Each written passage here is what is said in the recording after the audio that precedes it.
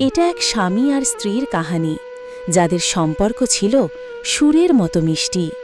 কিন্তু সুর যদি ভেঙে যায়, তাহলে কি তা আগের মতো বাজে? মেহেবিশ এক সুন্দরী, স্মার্ট, কিন্তু নিজের ভেতরের শূন্যতায় হারিয়ে যাওয়া এক নারী। আর দানিশ এক সহজ, সৎ, সাধারণ স্কুল টিচার, যার কাছে ভালোবাসা মানে ছিল বিশ্বাস। সে তার স্ত্রী মেহেবিশকে ভালোবাসত নিজের প্রাণের থেকেও বেশি। দুজনের একটি ছোট্ট সুখের সংসার ছিল।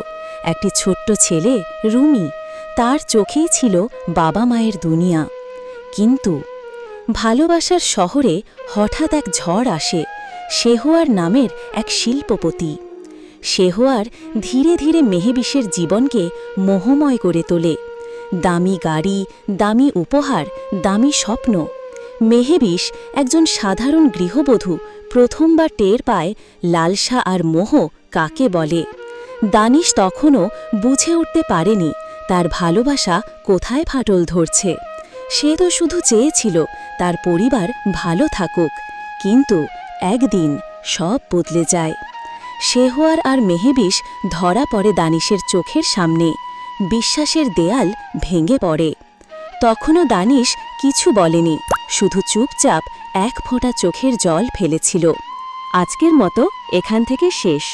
আর পার্ট 2 যদি শুনতে চান, তাহলে প্লিজ সাবস্ক্রাইব করে নাও।